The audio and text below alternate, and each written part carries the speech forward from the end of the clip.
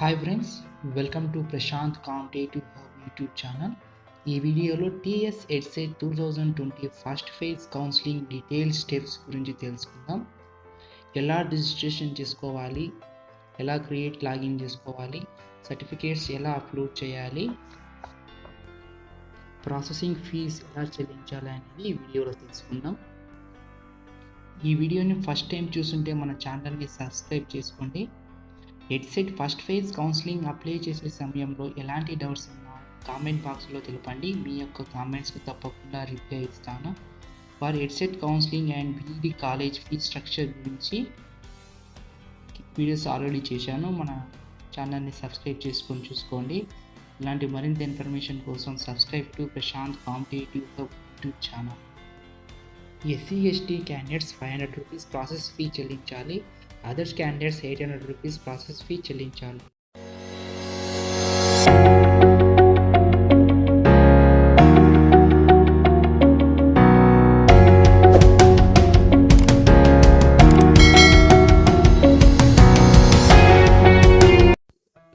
గూగుల్లో TS EdCET counselling web పేజ్ని open చేయండి.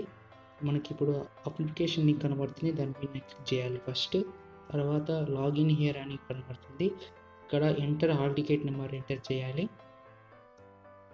హాల్ టికెట్ నెంబర్ ఎంటర్ చేసిన తర్వాత ర్యాంక్ కార్డ్ ఎంటర్ చేసి కరెక్ట్గా ఎంటర్ చేయాలి. కరెక్ట్గా ఎంటర్ చేస్తేనే లాగిన్ అవుతుంది. లాగిన్ అయిన తర్వాత మనకు కొన్ని డాక్యుమెంట్స్ అప్లోడ్ చేయాలి. ఇక్కడ ఇన్స్ట్రక్షన్ టు అప్లోడ్ డాక్యుమెంట్స్ అని చూపిస్తుంది. Eligibility to the online counselling is based on the documents upload. ఏమైనా డాక్యుమెంట్స్ అప్లోడ్ చేసిన బట్టి మన కౌన్సిలింగ్ అనేది ఎలిజిబిలిటీ చూపిస్తుంది. Take at most care while uploading documents upload చేసి చాలా జాగ్రత్త వహించాలి. Make sure every document are certificate image uploaded is clear and visible. ప్రతి ఒక్క డాక్యుమెంట్ అప్లోడ్ చేసేటప్పుడు క్లియర్ అండ్ విజిబుల్గా ఉండాలి. అప్లై చేసే ముందు ఒకసారి ప్రివ్యూ చూసుకోవాలి. Document image size must be less than 500 KB and greater than 100 KB. Document size వచ్చేసి 100 KB కంటే ఎక్కువ ఉండాలి, 500 KB కంటే తక్కువ ఉండాలి. Document image resolution must be 1500 × 1500 pixels ఉండాలి. ఏమైనా అన్వాంటెడ్ స్పేస్ కానీ థింగ్స్ ఉంటే రిమూవ్ చేసుకోవాలి. అన్ని డాక్యుమెంట్స్ అన్ని స్కాన్ చేసి పెట్టుకొని రెడీగా ఉంచుకోవాలి. Degree, inter, SSC, professional study certificate, income, caste అన్ని సర్టిఫికేట్స్ రెడీ చేసి పెట్టుకోవాలి. అప్లై చేసుకోవడానికి ముందుగా SSC, gap certificate, provisional certificate అందరూ స్కాన్ చేసి పెట్టుకోవాలి. తర్వాత ఇక్కడ యాక్సెప్ట్ అని క్లిక్ చేస్తే మనకు ఆ ఫేజ్ అని ఇంటర్వ్యూ ఓపెన్ అవుతుంది. ఇప్పుడు కరెక్ట్ యాక్సెప్టెడ్ స్కాన్ కాపీ అని చూపిస్తుంది కదా, అది పైన ఇన్కరెక్ట్ స్కాన్ కాపీ ఇమేజ్ అంటే బ్లర్ చేసుకున్నట్టు పక్కన సరిగా స్కాన్ చేయకపోవడం వల్ల ఇన్కరెక్ట్ స్కాన్ కాపీ ఇమేజెస్ చూపిస్తున్నాయి. కరెక్ట్గా క్యాండిడేట్స్ అన్ని ఇమేజెస్ డాక్యుమెంట్స్ని కరెక్ట్గా స్కాన్ చేసి పెట్టుకోవాలి.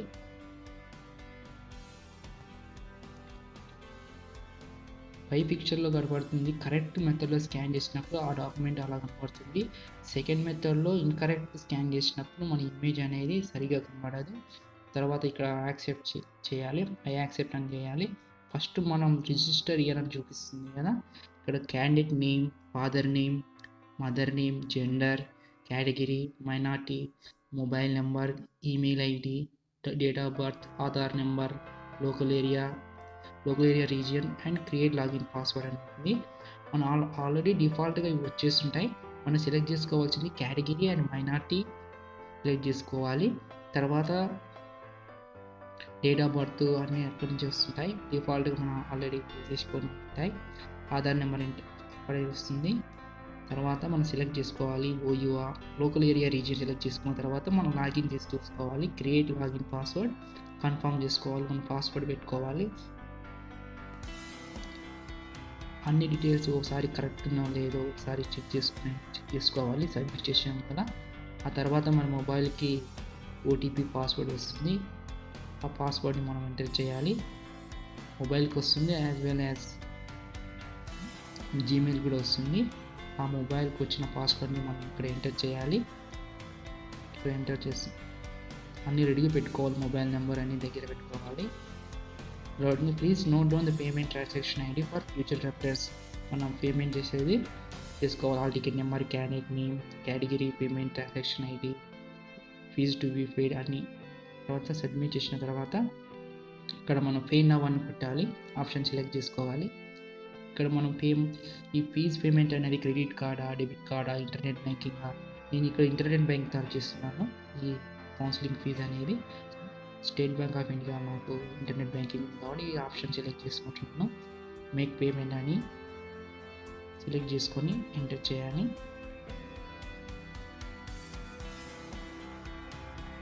ఇక్కడ పేజ్ మేక్ పేమెంట్ సెలెక్ట్ చేసిన తర్వాత పేజ్ లోడ్ అవుతుంది.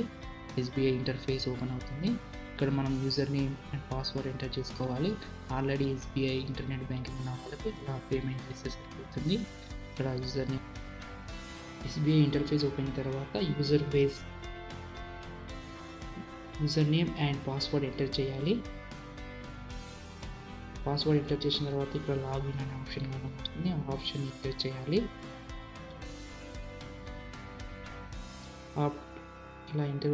ఇలా ఎంటర్ చేసిన తర్వాత మనకు పేమెంట్స్ ఆప్షన్ చూపిస్తుంది. మన amount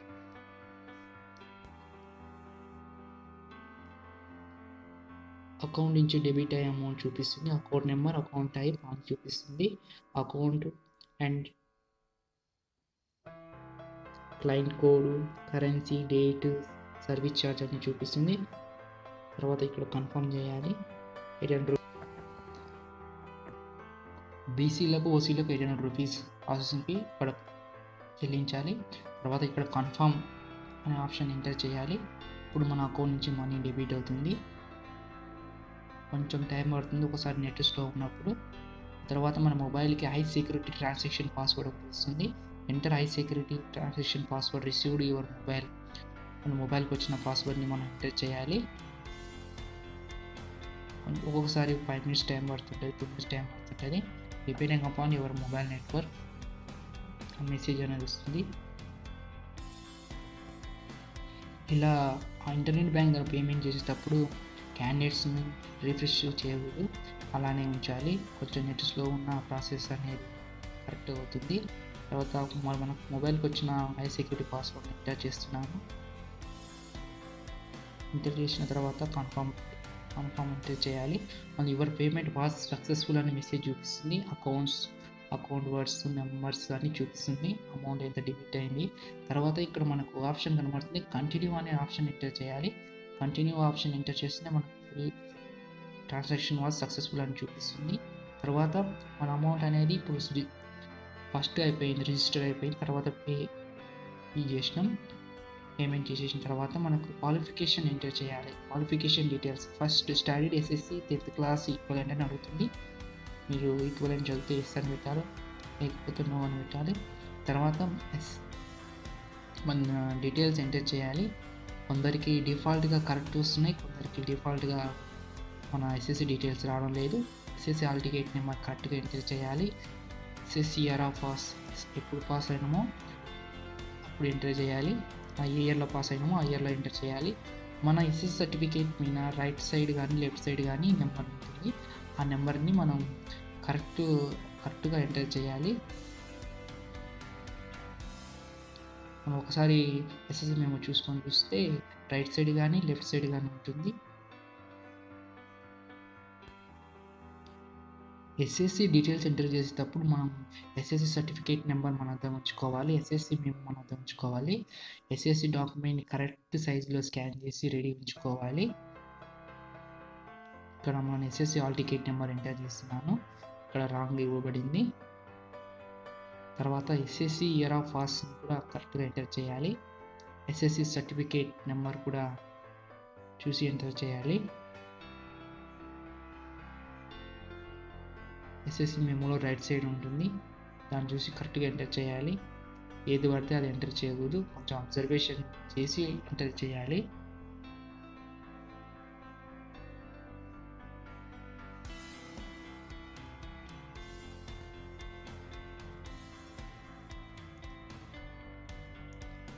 SSC certificate number SSC మెమోలో ఉన్న పరంగా ఎంటర్ చేయాలి. ఈ సర్టిఫికేట్ ఎగ్జాక్ట్గా మనం ఫైనల్ స్టేజ్ వెరిఫికేషన్లో వెరిఫై చేస్తారు, ఎగ్జాక్ట్గా ఉండాలి. తర్వాత మనం అప్లోడ్ ఎస్ఎస్సి సర్టిఫికేట్ స్కాన్ చేసుకున్న సర్టిఫికేట్ని ఎక్కడ సేవ్ చేసుకున్నామో అక్కడి నుంచి మనం సెలెక్ట్ చేసుకొని అప్లోడ్ చేసుకోవాలి. ఎస్ఎస్సి మెమో సెలెక్ట్ చేసుకోవాలి. అన్ని ఫైల్స్ని SSC memo, inter memo, degree memo అలా ఆప్షన్స్ రీనేమ్ చేసి పెట్టుకోవాలి. అప్పుడు మనకి అప్లోడ్ చేసే సమయంలో ఎలాంటి కన్ఫ్యూజన్ ఉండదు. ఇక్కడ ఒకసారి అప్లోడ్ చేసే ముందు మనం ఒకసారి చెక్ చేసుకోవాలి, ప్రివ్యూ చేసుకోవాలి, ఏమైనా మిస్టేక్స్ ఉన్నాయా. తర్వాత ఎంటర్ చేయాలి. క్వాలిఫికేషన్ డీటెయిల్స్ ఇచ్చిన తర్వాత మనం ఏం సర్టిఫికేట్స్ అప్లోడ్ చేసినామో మనకు ఇక్కడ డిస్ప్లే అవుతుంది. ఇమేజ్ కరెక్ట్ ఉందా, రాంగ్ ఉందా, కరెక్ట్ మెథడ్లో అప్లై చేసామా లేదా అనేది ఇక్కడ చూపిస్తుంది. కరెక్ట్ మెథడ్లో ఎంటర్ చేసిన తర్వాత ఇక్కడ మనం కన్ఫర్మ్ అనే ఆప్షన్ ఉంది, అక్కడ ఎంటర్ చేయాలి. కన్ఫర్మ్ ఎంటర్ చేసిన తర్వాత intermediate or 10+2 or equivalent details enter చేయాలి. Studied intermediate or 10+2 or equivalent, మనం ఇంటర్మీడియట్ స్టడీ ఈక్వలెంట్ చదివితే ఎస్ అని సెలెక్ట్ చేసుకోవాలి. ఆ తర్వాత మన intermediate or 10+2 hall ticket number, intermediate hall ticket మనకి మన మెమోస్ తెలియకపోతే మెమోస్ మీద ఇంటర్మీడియట్ ఉంటుంది, ఇక్కడ చూసి ఎంటర్ చేయాలి. ఇక్కడ ఎంటర్ చేస్తున్నాను ఇంటర్మీడియట్ ఆల్ టికెట్ నెంబర్. ఆ తర్వాత ఇంటర్మీడియట్ ఇయర్ ఆఫ్ పాస్, ఏ ఇయర్లో ఇంటర్మీడియట్ పాస్ అయినామో ఆ ఇయర్ ఎంటర్ చేయాలి. మీరు ఫెయిల్ అయిన ఇంటర్మీడియట్లో ఆ ఇయర్ ఎగ్జాక్ట్గా మెమోస్ పిన్ ఉంటుంది, ఆ ఇయర్ ఎంటర్ చేయాలి. తర్వాత సర్టిఫికేట్, ఇంటర్మీడియట్ సర్టిఫికేట్ కరెక్ట్గా స్కాన్ చేసుకున్న ఇంటర్మీడియట్ సర్టిఫికేట్ ఇక్కడ ఎంటర్ చేయాలి. తర్వాత అప్లోడ్ అనే ఆప్షన్ ఎంటర్ చేయాలి. మన డాక్యుమెంట్ అనేది అప్లోడ్ కావడానికి కొంచెం టైం పడుతుంది, కానీ ఎలాంటి రిఫ్రెష్ చేయకండి. ఒకసారి అప్లోడ్ చేసే ముందు మన డాక్యుమెంట్స్ అన్ని కరెక్ట్గా చూసుకోవాలి. డాక్యుమెంట్ అప్లోడ్ అవుతుంది. అప్లోడ్ అయిన తర్వాత మనకు డిస్ప్లే అవుతుంది. ఏమైనా కరెక్ట్గా అప్లోడ్ చేసామా, రాంగ్ అప్లోడ్ చేసామా, కరెక్ట్గా ఉంటే కన్ఫర్మ్ చేసుకోవాలి. తర్వాత క్వాలిఫికేషన్ డీటెయిల్స్ ఎంటర్ చేయాలి. మనం హెడ్సెట్ ఎగ్జామ్ అనేది డిగ్రీ బేస్ మీద రాసినాం కాబట్టి మన degree hall ticket number, secured marks, maximum marks, name of the university, board, qualifying degree, year of pass, studied following subjects in your degree, provisional degrees, provisional certificate, upload provisional certificate, transfer certificate number, upload transfer certificate, do you have considered memos ఉంటే enter చేయాలి.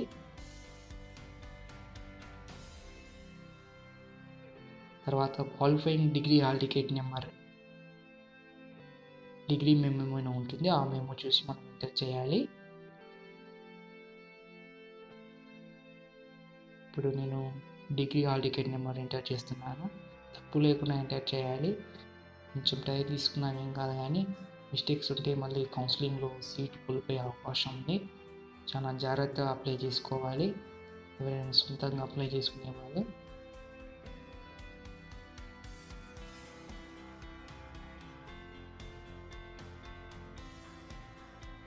Qualifying degree hall ticket number enter చేసిన తర్వాత మన డిగ్రీలో ఎన్ని marks వచ్చాయో ఆ మార్క్స్ని ఇక్కడ ఎంటర్ చేయాలి.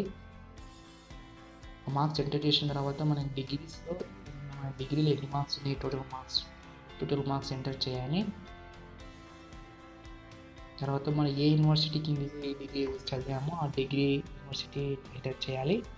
యూనివర్సిటీ పరిధిలో చదివింటాం కదా, డిగ్రీ ఆ యూనివర్సిటీ ఎంటర్ చేయాలి. ఇక్కడ నేను పాలమూరు యూనివర్సిటీ పరిధిలో ఎంటర్ చేస్తున్నాను. ఆ పాలమూరు యూనివర్సిటీ పరిధిలో క్యాండిడేట్ చదివినాను కాబట్టి పాలమూరు యూనివర్సిటీ పరిధిలో ఎంటర్ చేస్తున్నాను. Qualifying degree year of pass, ఏ ఇయర్లో డిగ్రీ పాస్ అయిందో ఆ ఇయర్ ఎంటర్ చేయాలి. తర్వాత క్వాలిఫైయింగ్ డిగ్రీ, ఇక్కడ బీఎస్సీ క్యాండిడేట్ సెలెక్ట్ చేసుకోవాలి. BA, BCom, బీటెక్ చాలా ఆప్షన్స్ ఉన్నాయి. మీ ఏ డిగ్రీ చదివిరో ఆ డిగ్రీ ఆప్షన్ సెలెక్ట్ చేసుకొని కరెక్ట్గా సెలెక్ట్ చేసుకోవాలి మీ డిగ్రీ.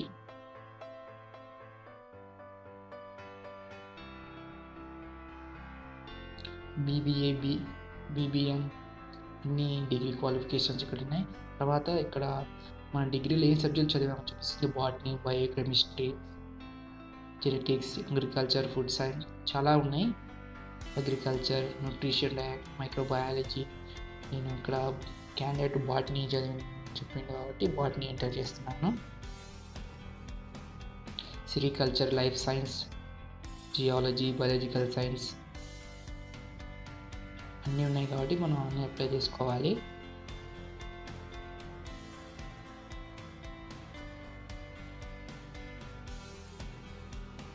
కరెక్ట్గా చూసి అప్లై చేసుకోవాలి. మనం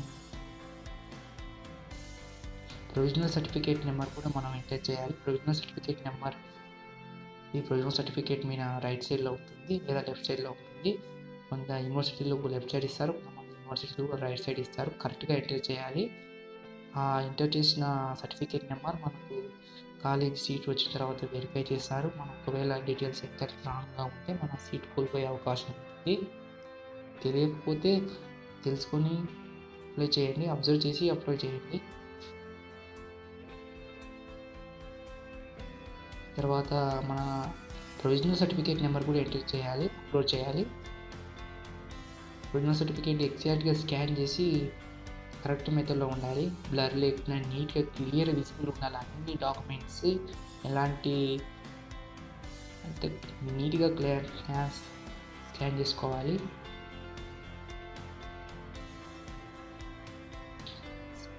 డాక్యుమెంట్ని ప్రొవిజనల్ సర్టిఫికేట్ అప్లోడ్ చేయాలి. అలాగే ట్రాన్స్ఫర్ సర్టిఫికేట్ కూడా నెంబర్ ఎంటర్ చేయాలి. ట్రాన్స్ఫర్ సర్టిఫికేట్ కూడా బ్రౌజ్ చేసి అప్లోడ్ చేయాలి. తర్వాత do you have considered memo అంటే ఇది కూడా ఎంటర్ చేయాలి. అన్ని సర్టిఫికేట్స్ అనేవి ఎంటర్ అవుతున్నాయి. అయిన తర్వాత మనకు నెక్స్ట్ పేజ్లో డిస్ప్లే సబ్మిట్ కొట్టిన తర్వాత డిస్ప్లే అవుతుంది. అన్ని డాక్యుమెంట్స్ కరెక్ట్ మెథడ్లో అప్లోడ్ చేసామా లేదా అనేది మనం ఒకసారి కన్ఫర్మ్ చేసుకోవాలి. ఏమైనా మిస్టేక్స్ ఉంటే మనం బ్యాక్కి వెళ్ళి మళ్ళీ డాక్యుమెంట్స్ మళ్ళీ సేమ్ ప్రాసెస్ రిపీట్ చేయాలి. ఆ తర్వాత studied post graduation is relevant subject. ఏమైనా పీజీ చేసిన వాళ్ళు ఏమైనా ఉంటే ఖచ్చితంగా దీన్ని అప్లై చేయాలి. పీజీ చేసిన వాళ్ళకి బీఈడీ స్కాలర్షిప్ రాదు. వాళ్ళు కాలేజీ ఫీ ఎంత ఉందో వాళ్ళే ఓన్గా చెల్లించాలి. బీఈడీ కాలేజ్ ఫీ స్ట్రక్చర్ 16,000 నుంచి 32,000 వరకు మన తెలంగాణ స్టేట్లో ఉంది. ఏ కాలేజ్ బట్టి మీరు సెలెక్ట్ చేసుకోవాలి, కాలేజ్ ఫీ స్ట్రక్చర్ బట్టి. తర్వాత లోకల్ ఏరియా అనేది సెలెక్ట్ చేసుకోవాలి.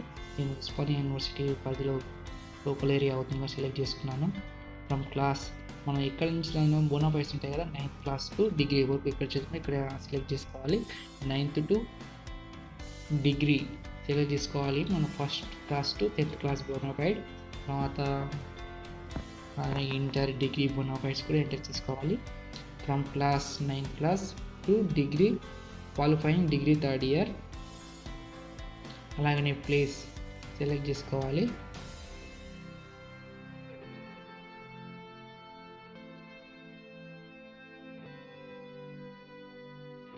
చేసుకున్న తర్వాత అప్లోడ్ స్టడీ బోనాఫైడ్ సర్టిఫికేట్ చూసి ఎంటర్ చేసుకోవాలి.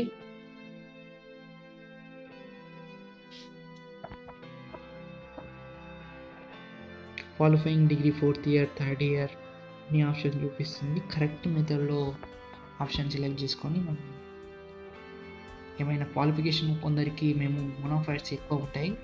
1 నుంచి 2nd క్లాస్ వరకు చదవచ్చు, 4th నుంచి 6th వరకు ఒకతో చదవచ్చు. అన్ని బోనాఫైడ్స్ యాడ్ బిలో అనే ఆప్షన్ ఎంటర్ చేసుకొని తీసుకోవాలి. తర్వాత సబ్మిట్ పెట్టిన తర్వాత మన మెమోస్ అన్ని నెక్స్ట్ పేజ్లో డిస్ప్లే అవుతున్నాయి. కరెక్ట్గా ఎంటర్ చేసామా లేదా అని చెక్ చేసుకోవాలి ఒకసారి. తర్వాత కన్ఫర్మ్ చేసుకోవాలి. ఏమైనా మిస్టేక్స్ ఉంటే బ్యాక్కి వెళ్ళి కరెక్ట్గా అప్లోడ్ చేసుకోవాలి. తర్వాత మన క్యాస్ట్ సర్టిఫికేట్లు అప్లోడ్ చేయాలి. క్యాస్ట్ సర్టిఫికేట్ మన ఏ కేటగిరీ అయితే ఆ కేటగిరీ అప్లోడ్ చేయాలి. క్యాస్ట్ సర్టిఫికేట్ కరెక్ట్ ఫార్మాట్లో స్కాన్ చేసి పెట్టుకోవాలి, అప్లోడ్ చేయాలి. క్యాస్ట్ సర్టిఫికేట్ సెలెక్ట్ చేసుకున్న తర్వాత అప్లోడ్ ఆప్షన్ ఎంటర్ చేయాలి. అన్ని డాక్యుమెంట్స్ని కరెక్ట్ మెథడ్లో అప్లోడ్ చేయాలి. ఏమైనా మిస్టేక్స్ ఉంటే మళ్ళీ చాలా ప్రాబ్లమ్స్ అవుతుంది. తర్వాత సోషల్ కేటగిరీ డాక్యుమెంట్స్ కన్ఫర్మేషన్ చూపిస్తుంది. మనం డాక్యుమెంట్ అప్లోడ్ చేసిన తర్వాత మనకు కన్ఫర్మేషన్ చూపిస్తుంది. కన్ఫర్మ్ అనే ఆప్షన్ పెట్టాలి. ఏమైనా మిస్టేక్స్ ఉంటే బ్యాక్ వెళ్ళి చూసుకోవాలి. తర్వాత మన పేరెంటల్ ఇన్కమ్ అదర్ డీటెయిల్స్లో ఎంటర్ చేయాలి. Parental income for fee reimbursement, income అనేది రియంబర్స్మెంట్ కోసం ఉపయోగపడుతుంది. మనం ఇన్కమ్ సర్టిఫికేట్ ఎంటర్ చేయాలి. 1 lakh 2 lakhs అబోవ్ 1 lakh బిలోనా సెలెక్ట్ చేసుకోవాలి. మీరు ఇన్కమ్ సర్టిఫికేట్ని ఆల్రెడీ మీరు 2020 అందరూ తీర్చుకోవాలి. మీ సేవలు అప్లై చేసుకొని కొత్తగా లేటెస్ట్ 2020 ఇన్కమ్ ఇచ్చిన వాళ్ళు ఈ కౌన్సిలింగ్ ఎలిజిబుల్, లేకపోతే రిజెక్ట్ అవుతారు. పేరెంటల్ ఇన్కమ్ తర్వాత ఆధార్ కార్డు కూడా అప్లోడ్ చేసుకోవాలి. కస్టోడియన్ సర్టిఫికేట్, డిగ్రీ మెమోస్ రాని వాళ్ళకు కస్టోడియన్ సర్టిఫికేట్ ఇస్తారు. అవి టెంపరీగా, అలాంటి సర్టిఫికేట్స్ కూడా మీరు కౌన్సిలింగ్కి eligible. Self declaration, I here declare that have అని అన్ని ఆప్షన్ చదివిన తర్వాత చూడాలి. ఇన్కమ్ సర్టిఫికేట్ కరెక్ట్ మెథడ్లో అప్లై చేసినా అని డిక్లేర్ చేయాలి.